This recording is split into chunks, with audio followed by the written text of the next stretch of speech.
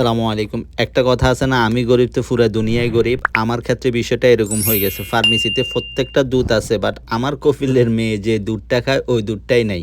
সকাল থেকে মোটামুটি আমি অনেকগুলো ফার্মেসি যেখানে আমি থাকি খুঁজছি, একটাতেও পাই নাই। সকালের সাপটা শেষ করে আমি চলে গেলাম সুপার মার্কেট থেকে, ওইখান থেকে কিছু কেনাকাটা করে রাতের বেলা আবার ফার্মেসিতে গেছি। উনি আমাকে বলছে রাতে আসবে, তাও আসে নাই। আলহামদুলিল্লাহ আমি এই জায়গায় একটা বুদ্ধিমানের কাজ করছিলাম। আমি 2-3 দোকানেই বলে রাখছিলাম, সো এক দোকানে দেখতেছি দুধটা নিয়ে আসছে।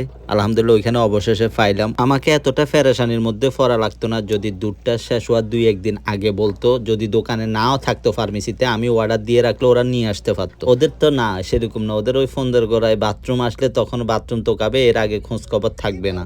ওদের তো সমস্যায় পড়তে হয় না, ওই ফেরেশানটা আমাকে হওয়া লাগে আর কি। সবকিছু শেষ করে আজকে আমি আর শেখ সাহেব শোরমা খেয়ে দিনটা শেষ করলাম।